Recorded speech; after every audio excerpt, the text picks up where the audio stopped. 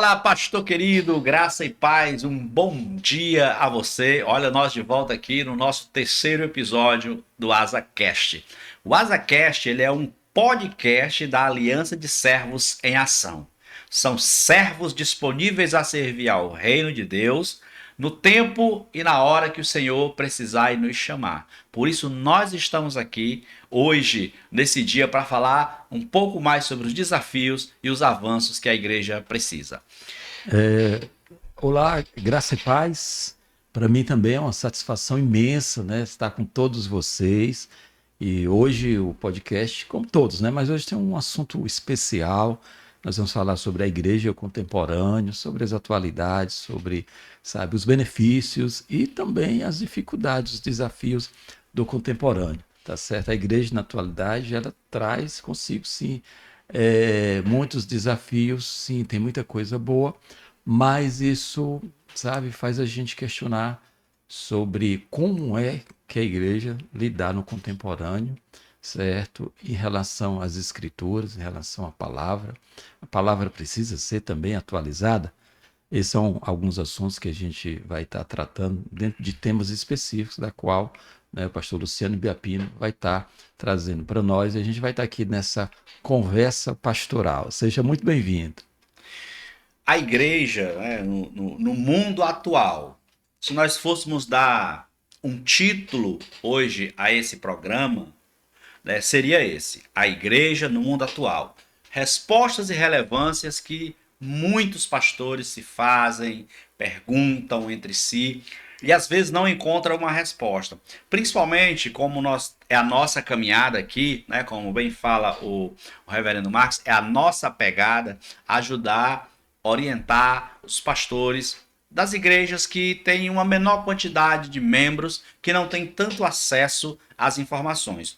A ASA, Aliança de Servos em Ação, ela não se resume ao AsaCast, tá? Quando você quiser conversar, quando você quiser falar, quando você quiser chorar, nós estamos aqui para, junto com você, nós compartilharmos essa caminhada muito maravilhosa sobre tudo que Deus tem feito na sua vida e na vida da sua igreja.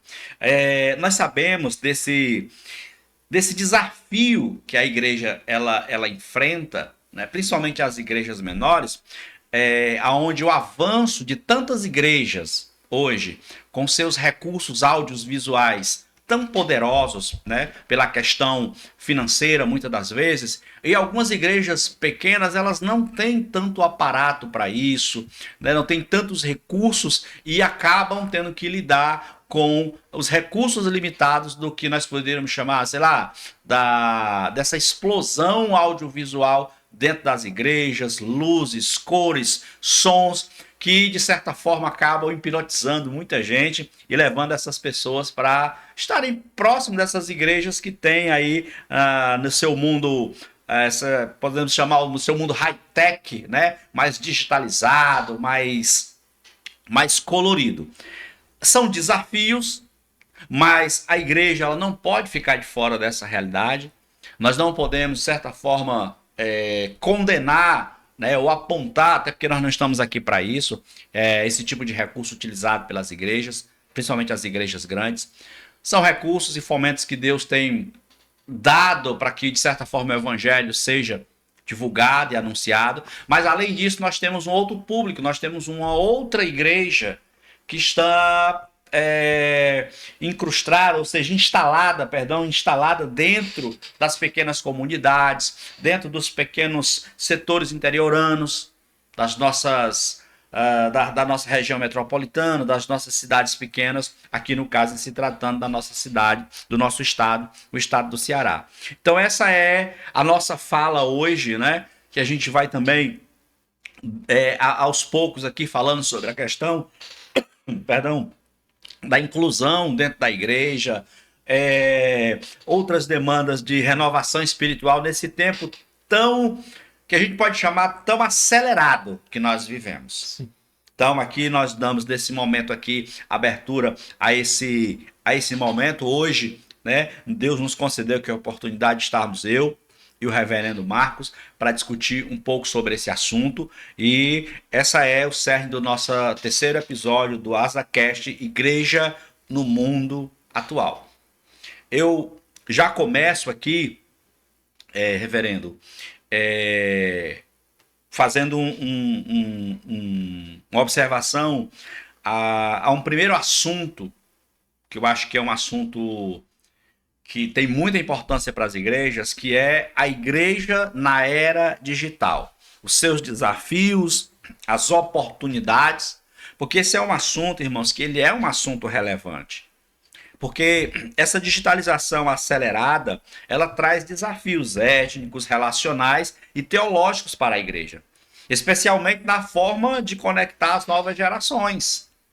Né? Então é um momento onde a gente sabe que nós já há muito tempo nós estamos percorrendo esses caminhos, mas nós estamos chegando num momento muito forte aonde a tecnologia, as inteligências artificiais, de certa forma, elas têm se expandido e a igreja está inserida dentro de todo esse contexto. E aí eu queria fazer uma primeira pergunta, pastor, já nesse tema, né, a igreja na era digital, é como a igreja pode usar a tecnologia para o discipulado e a evangelização. Pois não. Olha só, ao longo, né, de mais de 2000 anos do cristianismo, a gente pode dizer, né, que aconteceu muita coisa. Desde a igreja primitiva, aquela igreja de Atos dos Apóstolos, né, que a gente, quando faz aquela leitura, a partir do capítulo 2, depois da efusão do Espírito Santo, como o start, né, de uma igreja caminhante, a gente, né, percebe que havia uma relação, a igreja era uma comunidade dos santos, havia uma cooperação entre si. Então, houve mudanças naqueles primeiros séculos. No quarto século, houve um incremento, né, um apadrinhamento do Império Romano, na pessoa de Constantino, como todo mundo sabe. A igreja começou a receber benefícios, né, do Estado romano. A partir dali surgiram as primeiras basílicas, né, que depois vão ser chamadas as dioceses e tudo. Houve mudança. Depois daquilo ali, o cristianismo continuou, como todo mundo sabe, falando um pouco da história da igreja, na sua versão católica, até a reforma em 1517, né, que veio com Martim Lutero. Depois dali, o cristianismo segue, né, nessas versões. Preciso dizer que no século X, né, mais ou menos ali em 1011, houve sim uma ruptura, né, onde a igreja vai caminhar em duas perspectivas, a igreja católica romana e a igreja ortodoxa. Né? Mas em 1517, há essa segunda ruptura e a partir dali, né, uma explosão, né, de igrejas reformadas e no final do século XIX inicia o movimento das igrejas livres, aquelas igrejas que vão sair, né, da reforma e tudo, porque a reforma, as igrejas da reforma, elas, de alguma maneira, muitas delas também serviam ao Estado e o movimento de igrejas livres começou e deu início a uma sequência, um turbilhão de novas igrejas. A gente está vivendo um momento novo agora. Esse momento é um momento desafiador, certo? Que é o momento da inserção da igreja isso dentro de uma cultura, né? Dentro do contemporâneo, dentro da modernidade. A modernidade traz consigo muitos avanços na forma da comunicação. Isso, e é claro que a igreja, para trazer, para se atualizar, ela, claro, incrementou no seu seio, no seu interior, estou falando da igreja como uma instituição, sim, elementos da modernidade, da contemporaneidade. E sobre a pergunta, para a gente já encerrar essa minha fala, é claro que essa modernidade, o incremento das tecnologias, da informação, elas são muito úteis, sim. Elas trouxeram um momento nunca antes percebido na história da igreja, que é a globalização do evangelho. Né? Hoje a gente pode dizer, né, que todo mundo já ouviu falar de alguma maneira do evangelho, certo? A questão é, mudou alguma coisa? Entendeu? O mundo está evangelizado? Esse evangelho que a gente tem apresentado, esse formato visual, né, virtual, imagético, ele de fato tem logrado êxito? Se a gente pensar que o mundo primitivo, da igreja primitiva, né? Até o ano 70. Todo mundo de então tinha sido evangelizado, né? Começando pela igreja de Jerusalém e aquela igreja que, pela perseguição, foi para Antioquia, né, da Psídia, e depois dali, com o trabalho dos apóstolos, especialmente, né, com o apóstolo Paulo, né, que foi o grande evangelizador, a gente pode dizer, segundo, né, a própria história da igreja, certo, que até o ano 70, todo mundo, o mundo que eu estou falando, claro, o mundo do Império Romano, o mundo da Europa, tinha sido alcançado por uma evangelização que era uma evangelização humana, né? De apóstolos, de homens, dos pais da igreja, nômades, né? Que iam. E hoje a gente fica pensando com quanto, né, a tecnologia da informação nos dá a possibilidade da gente, sabe, se comunicar com pessoas até o último rincão do planeta. A gente pensa, como chega esse evangelho?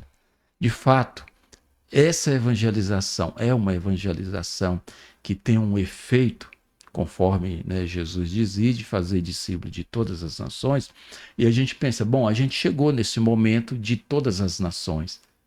A gente tem conseguido fazer discípulos? Eu creio que não. Essa seria a minha resposta, que embora a gente consiga, sabe, atingir centenas, milhares de pessoas em um só instante, como um trabalho como esse, através das visualizações, do compartilhamento, a gente fica pensando que houve, de alguma maneira, uma relativização e, de alguma maneira, uma banalização. É como se a palavra pregada, anunciada, ela se tornasse um lugar comum. Não tem mais tantas implicações, né, como se tinha no passado. E sobre isso a gente vai estar falando, né, sobre o porquê desse desafio e o porquê que a gente, porquê que, de alguma maneira, tem fatores positivos e fatores também negativos nesse processo de evangelização global. Global. Hoje a gente percebe, eu tenho, como vocês sabem, a gente acompanha algumas igrejas, né? E nós temos perfis diferentes, né? Nós temos dois pastores que têm um perfil bem diferente. Eu tenho um pastor que está conosco na ASA, que 90% das atividades da igreja dele são atividades online. Ele só tem um culto presencial no domingo, perdão, na segunda-feira, e todas as outras atividades, ensinamento, vigília, oração do meio-dia e culto de celebração no domingo, inclusive a Santa Ceia também ela é feita de forma virtual, né? E ele tem alcançado um bom público dentro da sua da esfera da sua igreja, né? Que a igreja dele se somatiza principalmente em relação a essa questão do online.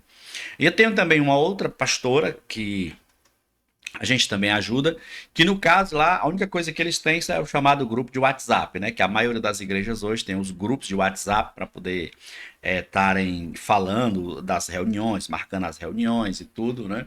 E os avisos da igreja, né? Antigamente no final no domingo, antigamente não, hoje algumas igrejas ainda fazem isso, né? Tem aquele momento da escala da semana, né? Que alguém, um obreiro, vai lá no púlpito e relata o que vai acontecer ali durante a semana. Então, a tecnologia, de alguma forma, ela chega para aproximar mais as informações e as comunicações dentro da igreja, anunciar através de lives e reuniões virtuais, né? Alcançar as pessoas em um espaço de tempo mais curto, né?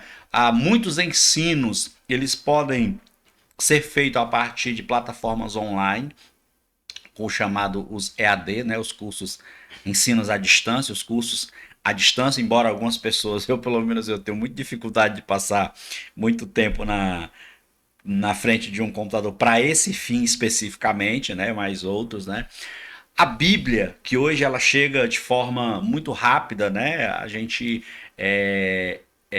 vamos dizer assim, nós somos bombardeados diariamente por vários versículos, pelos aplicativos que são feitos todos os dias, para chegar a mensagens instantâneas da palavra de Deus sobre a nossa vida. Não deixa de ser uma espécie de evangelismo, né, em massa, porque você consegue disparar mais rápido, né, essa mensagem para as pessoas que estão precisando, né?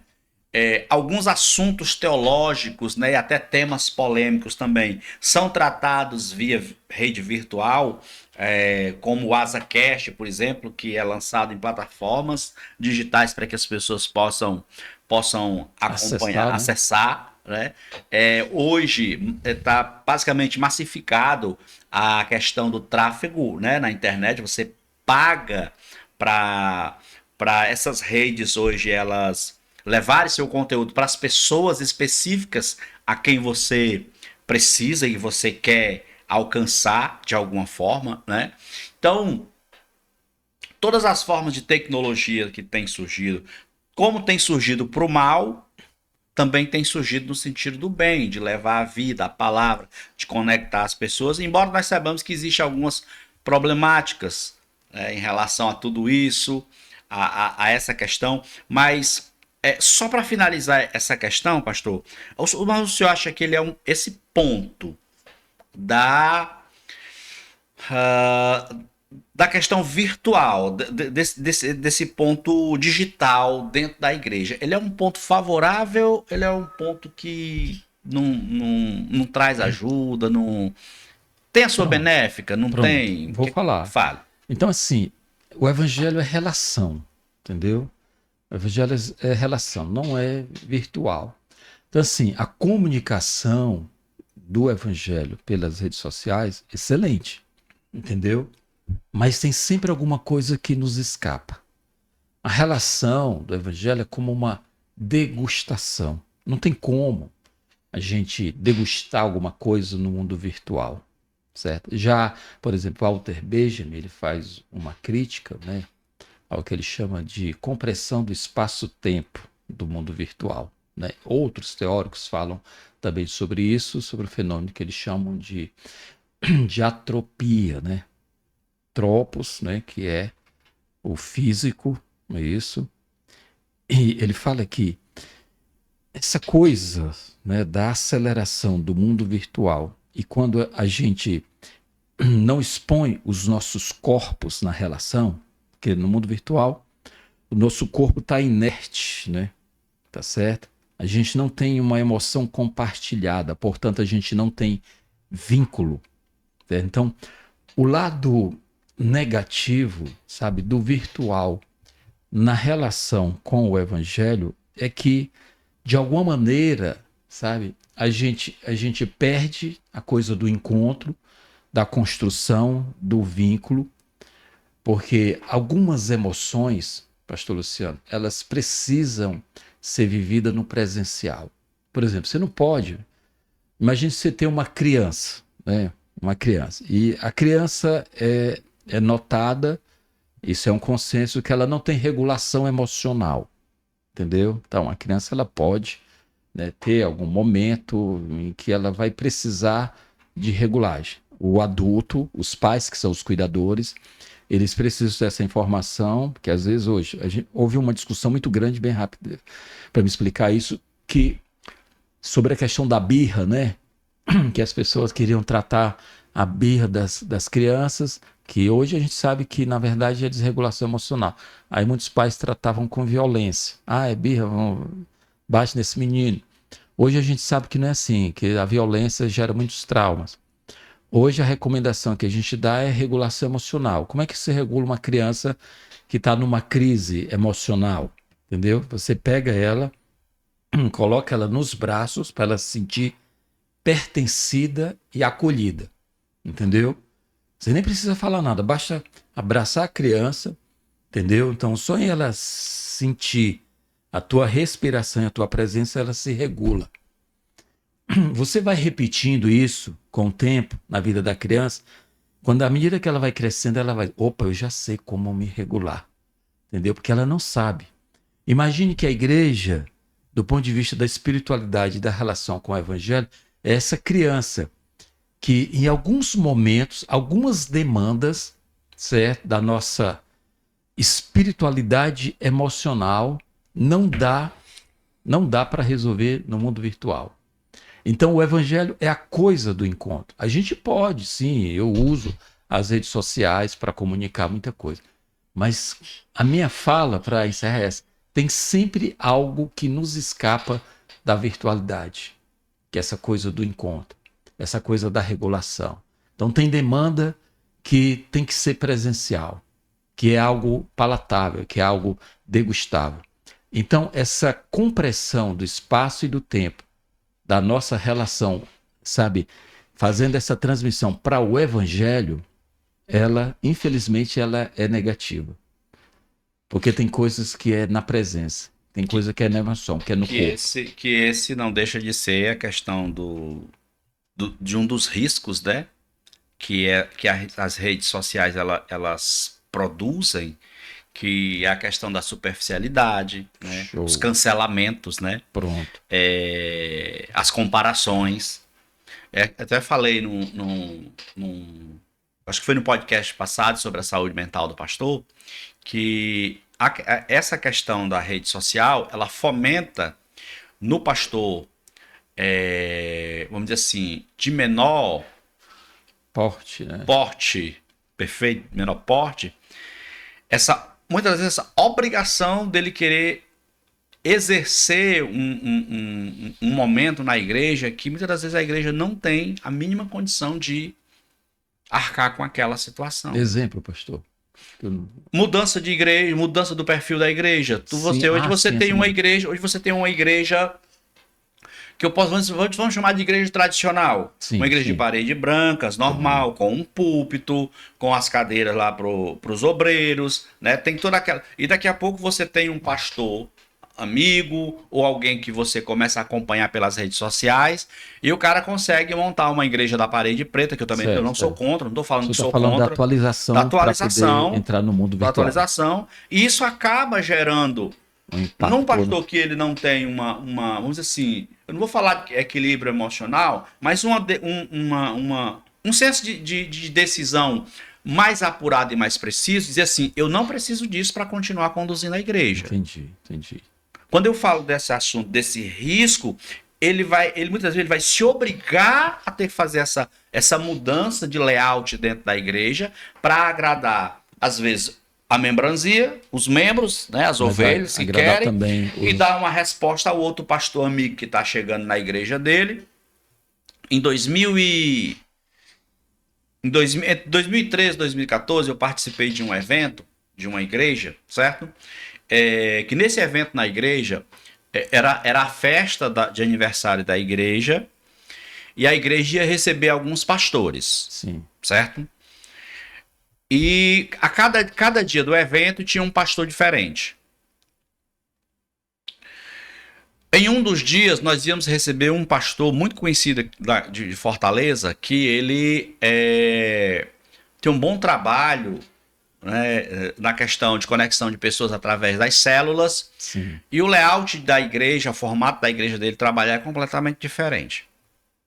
Nesse dia, a igreja que eu estava lá visitando, ela mudou todo o seu cenário mobiliário dentro da igreja para receber esse pastor dentro dessa visão. Inclusive nesse dia eu lembro que inclusive teve muitos jovens que foram sentar no chão lá na frente, né, na igreja, porque essa é uma coisa muito comum na igreja que tem essa pegada mais pirotécnica, né? Sim. Mais jovial e tal. E nesse dia foi um negócio bacana. No outro dia, né, nós estávamos lá para receber um outro pastor mais contemporâneo e todos nós fomos de paletó, gravata. A igreja estava toda, vamos dizer assim, toda polida, todo mundo bem vestido e tal. Então, foram duas realidades de um dia para o outro que teve que ser ajustada conforme a demanda de quem estávamos recebendo. Entendi.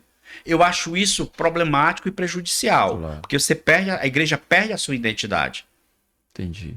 A igreja ela não tem que se adequar a esse modismo de que do que está acontecendo fora da realidade de recurso dela e de condição. Sim.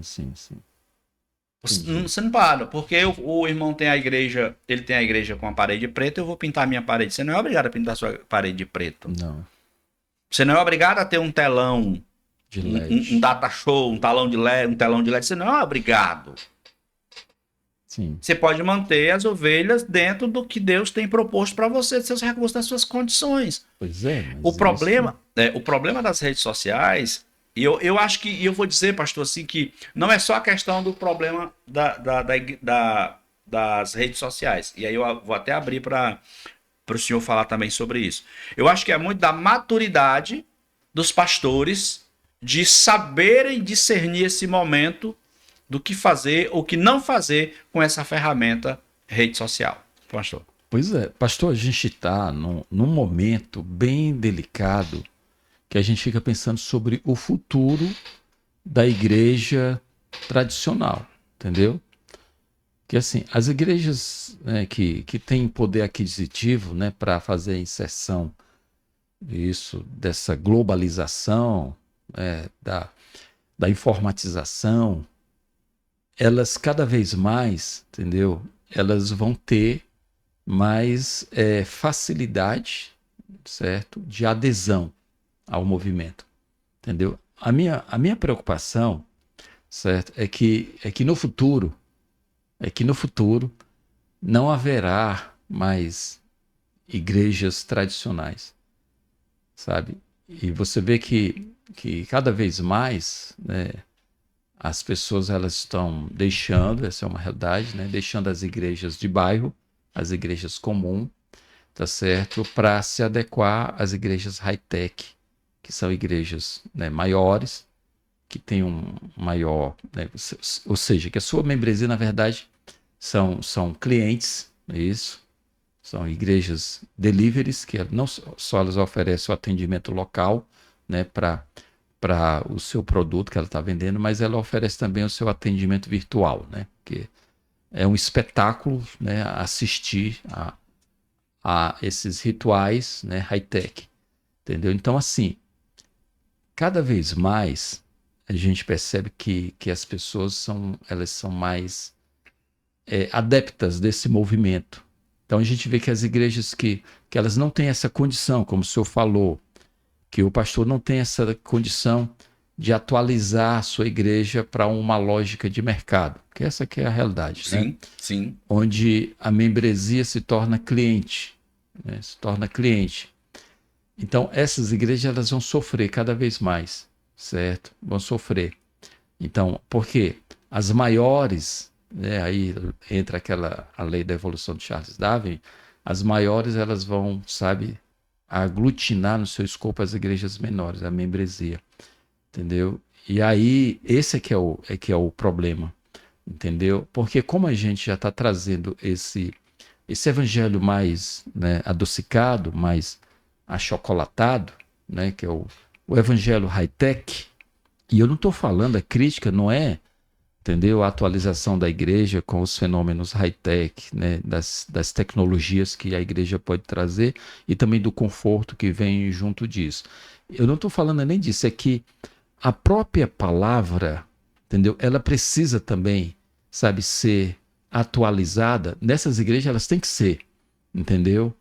Elas precisam ser atualizadas, certo? Para ela estar numa que a gente chama de sincronicidade entre o discurso, né, do pastor coach, eu abro muitas aspas, entre o discurso do pastor coach, tá certo? E a atualização e o que a gente chama, né, do espaço e do tempo dentro da igreja, que são as luzes, os sons, né, para que se trabalhe aquilo que a neurolinguística, né, já trabalha há muito tempo, que são as suas luzes e palavras. Então não precisa nem dizer, eu sei que para muito pastor isso é novo, né?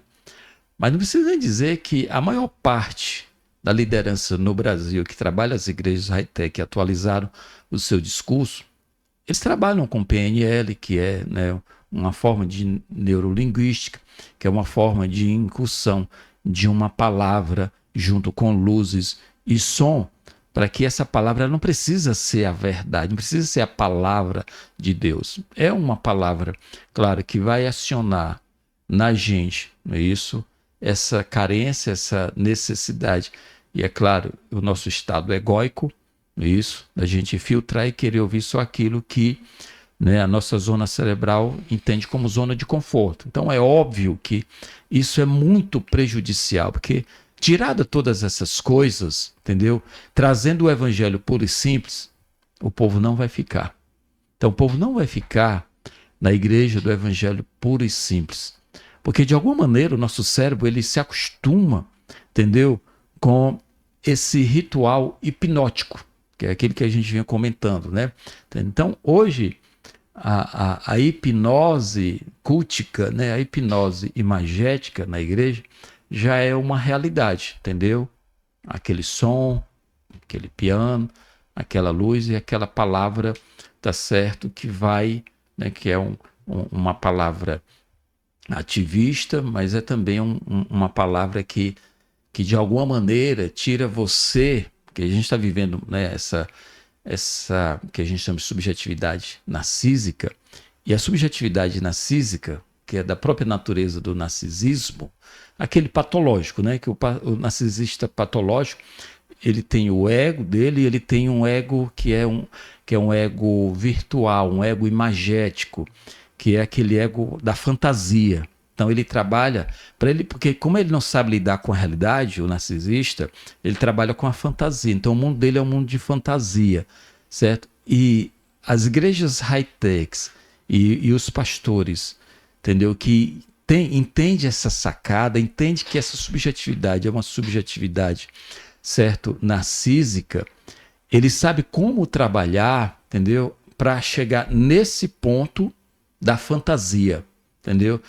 Nesse ponto da gente, e eu não estou falando nenhuma novidade, ao ponto eu estar de dizer, né, de pastores coaches, na realidade brasileira, dizem, e todo mundo sabe disso, dizem que lá naquele culto, naquele ritual, a pessoa mais importante é você. Aí, quer dizer, tem palavra mais gostosa do que essa de dizer que você é que é a pessoa mais importante? Existe uma hipnose gospel, entendeu? Mais satisfatória do que essa? Então, esse é o meu recado e a minha advertência. Tem muita coisa boa nas tecnologias, na virtualidade, entendeu? Tem, certo? Mas, sabe, tem sempre algo que nos escapa, que foge ao algoritmo. A gente precisa caminhar com moderação, né? Eu acredito que, como própria máxima de aprendizado do que está escrito na palavra, que o equilíbrio é a base de tudo na vida. E nós, quando chega o recurso da digitalização, do mundo high-tech, da aceleração virtual, dos fomentos das comunicações, nós nos sentimos muito impactados com todo esse jogo de luzes, respostas e tudo. E a gente é tendencioso, de fato, a caminhar para um direcionamento onde nós vamos largar as coisas, vamos dizer assim, cotidianas e triviais da vida, e irmos em busca de coisas mais inovadoras. Eu acredito que até isso é um desejo comum do ser humano em si, que está nessa caminhada de vida, né? E ele tem que se atualizar, ele tem que evoluir de certa forma. Eu acredito que isso tudo faça parte de uma projeção da vida humana e um comportamento humano que, de certa forma, se eu for falar pelo âmbito de visão espiritual de Deus como regente e governador do mundo, é uma coisa que ele sabe que isso vai acontecer com cada ser humano. O que a igreja precisa lembrar é que ela não precisa agradar o mundo para fazer a diferença, ela precisa ser fiel aos princípios da palavra. Eu costumo dizer que nós não precisamos e nem estamos aqui para isso, para fazer nenhum tipo de mudança, de certa forma, a estabelecimentos de princípios teológicos, ensinamentos daquilo que nós acreditamos para se adaptar a essa realidade. Nós precisamos ter um equilíbrio sadio, temos que ter um bom diálogo, conversar. O problema de muitas das vezes não se chegar a um consenso é porque muitas pessoas, na verdade, elas, como bem o senhor falou, elas querem que prevaleçam de fato a vontade delas e o pensamento delas, como elas veem e como elas entendem. E não estão abertas para ouvir outras opiniões conversar, o pastor precisa conversar. Quando nós estamos falando de pessoas, a gente está falando de pastores, os pastores precisam conversar. Eu sei que é natural criar-se, né, os ciclos de pastores que têm mais afinidade com certas realidades, mas o pastor menor, o pastor pequeno, menor que eu falo, não no sentido de menosprezar a pessoa em si do pastor, mas o pastor que não aderiu, o que ele não quer, o que ele não se sente bem a toda essa realidade virtual hoje que nós vivenciamos, ele precisa ser respeitado também. Ele não pode ser excluído, ele tem que ter um espaço aberto para ele ser cuidado e para ele ser tratado também. Sim, o pastor de comunidade pequena, né? Que não tem como Entendeu? ele aderir a essa inserção. Não Porque, tem. Vai colocar a igreja dentro de uma responsabilidade financeira, como muitas das vezes o membro não tem condição nem de estar comprando um alimento diário. sim, sim. Né? Então, eu acho que é isso, é o equilíbrio. Eu acho que é um ponto fundamental para ser discutido e pensado. Nós estamos aqui para isso, para conversar, dialogar, como bem o senhor vinha falando ali no carro, sobre conversas pastorais. Nós estamos aqui, né? E aí, dentro desse ponto, eu já abro, quando eu falei aqui do pastor que se sente excluído, onde eu já abro aqui o segundo assunto nosso aqui, que é sobre a igreja e a inclusão. Pastor. Como amar sem comprometer a verdade. Que isso não deixa de ser um desafio para a igreja Sim, pequena. sim. Porque as grandes catedrais, o que acontece nas grandes catedrais? Você vai lá no dia e no horário de culto seu marcado, você entra no culto, assiste o culto, E vai embora. vai embora. Acabou. Né? O mundo contemporâneo ele exige, de certa forma, a igreja ela equilibre esse acolhimento, essa é um desafio muito grande. Falar de diversidade, justiça social, inclusão para a igreja é muito desafiante. Eu sou categórico em dizer para você, meu pastor, que a igreja não está preparada para receber esse povo da diversidade de uma forma geral. Pronto. Nós chegamos a um ponto de que o nosso pensamento, o nosso evangelho, ele é único, puro, exclusivo e não tem abertura para mais nada e nem para mais ninguém, sabe? E aí eu lhe faço uma pergunta diante desse pensamento, a pergunta que eu faço, senhor, qual é o papel da igreja como agente de reconciliação nessa visão Da inclusão, de acolher, de transformar essa missão inclusiva da igreja? Porque a igreja ela tem que ser inclusiva. Não é para isso que ela foi chamada? Para incluir as pessoas? Como ser inclusiva sem deixar de ser bíblica, né, pastor? Então, assim, esse é o que a gente chama, né, de um efeito rebote da atualização da igreja, né? Como a igreja ela se tornou imagética, né, e através do mundo virtual, ela escancarou as portas. A igreja colocou as vísceras de fora. Com isso, com essa abertura, houve uma necessidade, que afinal de contas, muita gente, né, precisa de espiritualização, entendeu? Então, quando ela abre, né, eu chamo assim, abriu a cozinha da sua casa, você não convida todo mundo para entrar na sua cozinha nem no seu quarto, né? Entendeu? Então, quando ela faz essa abertura, isso, porque o mundo virtual, o mundo imagético dá essa possibilidade, certo? Então, todo mundo, né, porque virou quase assim uma coisa que a gente diz assim, uma moda, né? É um modismo ser gospel no Brasil. Todo mundo hoje é gospel. A gospelização é um fenômeno em todas as classes, inclusive, né, entre os artistas, né? A gente encontra agora artistas que dizem, né, eu sou evangélico, tudo. Essa é uma abertura.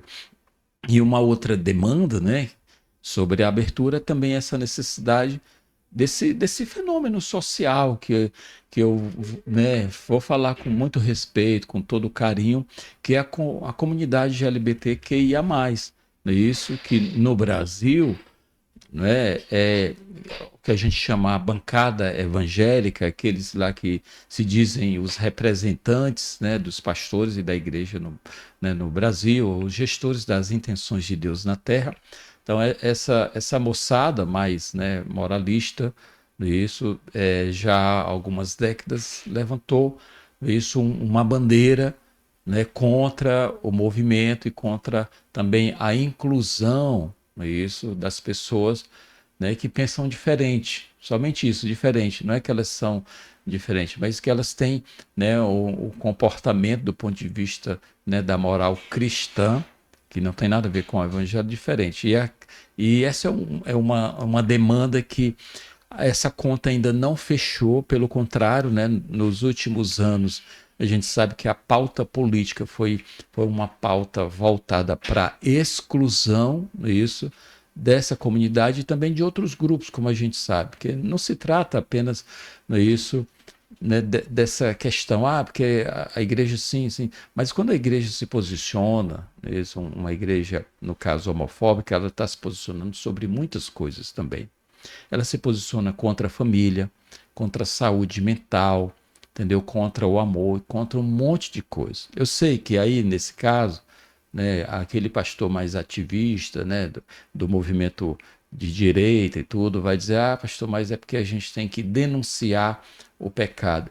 Sabe, eu gostaria de dizer para esse pastor que a minha Bíblia que eu leio há mais de 30 anos, e eu posso dizer que eu já li essa Bíblia muitas, mas muitas vezes, que eu não sei mais numerar, certo? Eu não encontrei em nenhum dos textos, nem no Antigo, nem no Novo Testamento, especialmente no Antigo, né, que o pessoal gosta de usar a lei, né, quando é para excluir o outro é a lei, mas quando é para justificar pecado, aí é a graça, né, o seu pecado, o pecado do seu grupo, aí a graça de Deus nos vale. Aí usa, né, aquele que São Paulo apóstolo diz, onde habitou o pecado, superabundou a graça, mas se favorecer ele. Mas se for para o outro que está do lado de fora, aí é a lei, não é isso? A alma que pecar, essa morrerá. E aí a gente fica nessa disputa, se de fato, né, a igreja ela tem que excluir aquele que é diferente do ponto de vista da nossa moral, porque a gente convencionou chamar pecado somente, não é isso, pecados tipo, como a igreja, né, nomeia, a homossexualidade é pecado. Não sei. Não, adultério é pecado. Bom, tem muita coisa sobre o adultério na igreja, entendeu? Aí quando se fala de jovem, aí vem aquelas traduções, do grego, porneia, não sei o quê, entendeu? Aí fala de fornicação, um monte de coisa relacionada à moral cristã, mas nada relacionado, tá certo, à inclusão com amor e a uma obra que não é nossa, que é a obra de transformação e de regeneração. Aí as pessoas vão falar, mas aí a igreja vai incluir, e se a pessoa não conseguir não ser, por exemplo, gay? Bom, isso não é um problema meu, entendeu? Isso, para mim, isso nem é um problema. Estou falando de mim, eu, certo? Isso não é um problema, porque isso não é uma pauta do evangelho. Nunca foi, nunca foi.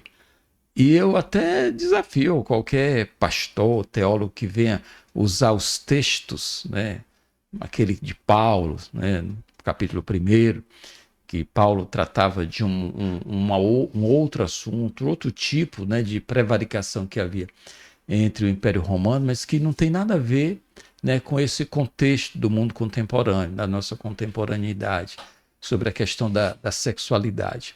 Bom, pecados da sexualidade acontecem nas duas esferas. Estou usando as duas matrizes, né? Claro que tem outras manifestações, né, da sexualidade, mas eu estou usando, né, o cis, o heteronormativo, né, certo? E a homossexualidade, né, e o homossexual. Usando somente essas duas matrizes, do ponto de vista das escrituras, se a gente fosse levar para essa categoria, pastor, do pecado, há pecado dos dois lados. Então pronto. Então tem pecados que os cis, os héteros normativos gospel cometem, entendeu? E certo que cometem pela via da sexualidade. Então, por que eu vou dizer? Eu estou falando de mim.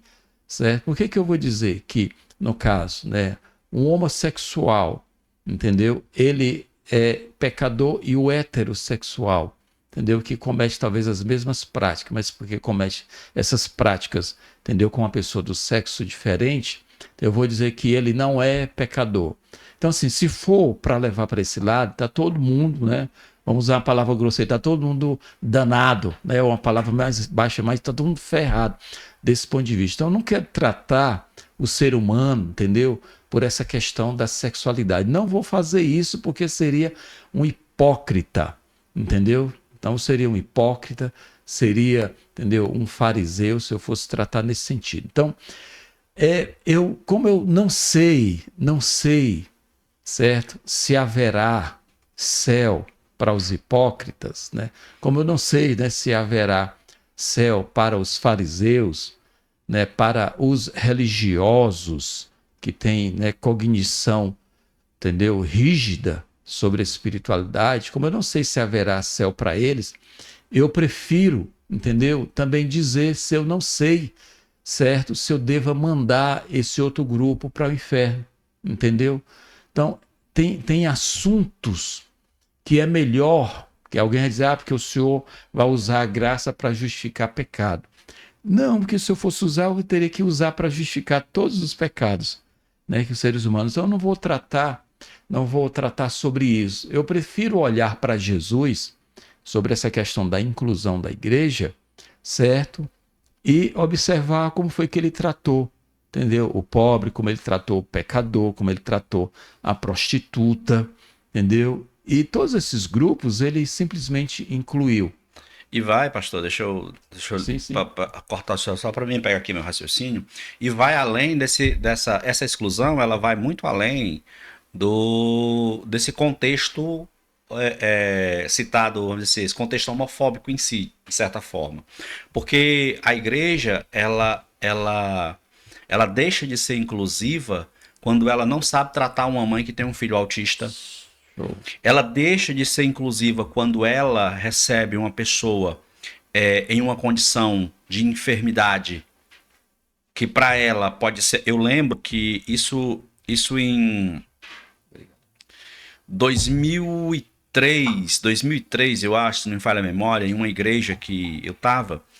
E eu lembro que na época tinha uma senhora que ela era dona de um pequeno comércio nas proximidades da igreja.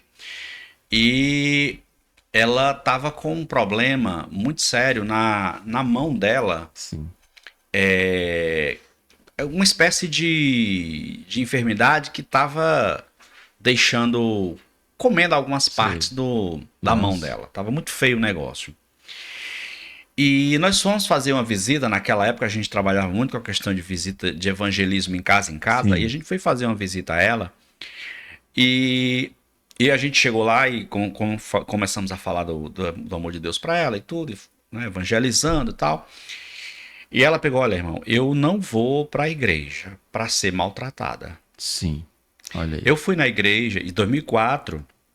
Eu fui na igreja, na sua igreja onde o senhor congrega. Eu cheguei num domingo lá e eu me senti completamente discriminada. Eu estou falando discriminada, mas essa não foi a palavra que ela usou na época, porque o irmão, ele viu a minha mão enfaixada, não tinha um odor muito agradável, mas eu procurei cobrir a mão porque me convidaram para ir para o culto, porque falaram para mim que Jesus era o refrigério da alma, que Jesus ia trazer a cura, então eu fui para a igreja. Só que eu cheguei lá, inclusive, eu tive que ficar sentada num banco lá atrás sozinho. Eu tô falando de algo que eu ouvi uma pessoa falar, tá? Para mim. E, e a gente ficou muito preocupado, né? Porque como o senhor bem falou, a gente olha que as pessoas elas querem parametrar uma espécie de quem vai para o céu, quem vai para o inferno por conta de normativas de pecado, Pronto. que não cabe a nós, que a igreja não foi chamada ninguém para condenar, a igreja foi chamada para anunciar a palavra. Palavra, a minha responsabilidade na terra, como cristão, é anunciar que Cristo salva, cura, liberta e batiza. Qual vai ser o tempo, qual vai ser a hora, vai ser o dia, não depende de mim. Então eu não estou aqui Tudo bem, tá bom. para, vamos dizer assim, trazer nenhum tipo de polarização, não se trata disso. Nós estamos aqui conversando principalmente, meu querido, sobre a demanda de um pastor que está dentro de uma periferia da nossa cidade de Calcaia, da cidade de Fortaleza, e que ele tem que arcar com essa demanda lá, com os vizinhos, com as pessoas que tentam se chegar próximo da igreja dele, e ele não pode fazer essa abertura. Quando eu já participei de eventos em certas catedrais, podendo-se assim dizer, evangélicas na cidade de Fortaleza, que eu via pessoas que tinham na sua opção de escolha e livre escolha ser quem ela queria ser, e ela estava ali assistindo o culto, entrou, assistiu o culto, recebeu a palavra, saiu, foi embora. Não foi constrangida de Não jeito foi nenhum. constrangida. E se ela for para nossas igrejas lá, na nossa localidade, no nosso bairro, é muito complicado porque as pessoas vão, de alguma forma, já vão começar a olhar mal para o pastor. Eu acho que toda questão, principalmente essa questão, nesse pensamento em si, ela tem um lado do diálogo. Se você tem alguém que está precisando ouvir a palavra, a melhor coisa que você pode fazer é fornecer o meio e o caminho para que ela escute essa palavra. Pronto. Isso Então, do falou. diálogo com uma pessoa dessa, você vai abrir a oportunidade para ela entrar, ouvir e tomar a decisão dela. Não sou eu que converto ninguém, não sou eu que transformo ninguém. Show. Não sou eu. É a palavra, através do Espírito Santo. Tá explicitado nas Escrituras Sagradas que é isso. Quem faz essa obra de convencer o homem do pecado, da justiça e do juízo é Deus, não sou eu. Isso aí. E essa demanda menor, ela fica na responsabilidade do pastor De comunidade. de né? comunidade. E ele tem que resolver essa situação, ele tem que encontrar meios vamos dizer assim, agenciar essa chegada dessa pessoa, porque você tem que cumprir o ID na forma de falar, vamos dizer assim, da palavra do evangelho para a pessoa. Você não pode, não, porque você fez essa escolha, porque você é isso, porque você é aquilo e tal, você não pode. Show, pastor. Eu queria até Você uma parte, viu? barra uma pessoa dessa na entrada na sua igreja, aí vem um outro que tem um outro perfil, mas que tem as mesmas demandas de pecados, né? Se nós for olhar por esse lado, né? Por essa questão do pecado, como o senhor bem falou aqui, da Moral. questão moral, né? E aí você permite ele entrar, porque ele está dentro do grupo de pessoas que você é acessível e aceitável para a sua igreja, e você não barra ela. E aí essa demanda, ela é uma responsabilidade do pastor dessas igrejas menores. Show. Reverendo. Show. Ó, porque a gente está diante de uma narrativa, e eu me preocupo muito com isso, sabe, pastor Luciano? Que é assim, a narrativa da falta de exclusão, isso, ou do despreparo da igreja, essa é uma narrativa política. Eu me preocupo muito com isso, que aí é muito bonito o pastor político, o candidato, entendeu? Pegar essa narrativa para ser a plataforma eleitoral dele, entendeu?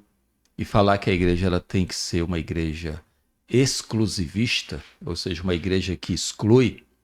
Então, é muito bom o pastor falar disso, né, para ter capital eleitoral, mas como o pastor Luciano falou, na comunidade, entendeu? Nas comunidades de base, nas igrejas, né, da periferia, a história é bem diferente, irmão, entendeu? A igreja de periferia, você não pode ter um discurso, entendeu, homofóbico, entendeu? É muito bom você estar nas mídias e você estar até mesmo aí no Congresso Nacional, levantando discurso de ódio, né, contra a comunidade LGBTQIA+, entendeu? E lançar esse discurso de ódio, entendeu? Como uma normativa, né, como uma cartilhazinha gospel, para que os pastores peguem. Aí, só que na comunidade, entendeu? Nas comunidades onde a realidade social é bem mais baixa, né? É outra realidade, o pastor não pode fazer isso. Ele não pode agir, sabe, com exclusão. Ele não pode fazer isso porque ele também corre até riscos, entendeu? Em relação a esse discurso, né? Um discurso como se, o discurso de direita, discurso que exclui, discurso... Não, a gente não pode fazer isso. A gente tem que incluir, essa é a minha perspectiva, entendeu? Eu nunca aderi, sabe, essa coisa, né, dessa bipolarização de esquerda e de direita. Isso não é legal nem para o país, não é legal também para a igreja. A igreja não tem que entrar nesse discurso. A igreja não tem que levantar essa bandeira da moral. A igreja tem que pregar o evangelho. Essa bandeira da moral é uma narrativa apenas política, entendeu? Onde meia dúzia de líderes políticos religiosos, né, se beneficiam com isso para dizer que está defendendo a igreja. Defendendo a igreja de quê? Entendeu? Ou colocando a igreja em maus lençóis na comunidade. Deus me livre da nossa comunidade e a gente agir com esse discurso. A gente seria banido de lá. Entendeu? Então, ou a gente inclui com amor e deixa essa obra da transformação, da regeneração com a pessoa bendita do Espírito Santo, ou então a gente deixa de ser igreja. Entendeu? Essa é a melhor coisa. Perfeito, pastor. É isso mesmo. Olha, irmãos, é muita coisa ainda para a gente conversar, mas o assunto, ele de fato é um assunto que ele requer muito mais tempo, né? É como a gente tem conversado, esses momentos aqui do AsaCast têm sido degustações de coisas que nós podemos acrescentar e vamos acrescentar aí em futuros próximos, né? Para que a gente possa estar mais perto, ajudando, orientando. Nós não estamos aqui para fazer guerra, dissensão, partidarismo, tá? Dizer que quem pode ou quem deixa de poder, não. Nós estamos aqui para fazer você refletir que a sua igreja, pastor, que é uma igreja pequena, é uma igreja que você está inserido dentro das comunidades, que só você sabe a realidade que você enfrenta, e eu posso dizer a você que a gente também conhece, porque nós estamos dentro dessa realidade, né? Então a gente está aqui para encontrar formas de nós caminharmos juntos nessa obra maravilhosa, compreendendo a nossa realidade, as nossas demandas, não de forma únicas e exclusivas, porque nós não somos a última Coca-Cola do deserto, nós não somos a última bolacha do pacote, não somos. Nós estamos inseridos dentro de um contexto diferenciado, né, de forma humana na Terra, e temos uma realidade local. E a gente tem que viver a nossa realidade local. Por isso que nós estamos aqui.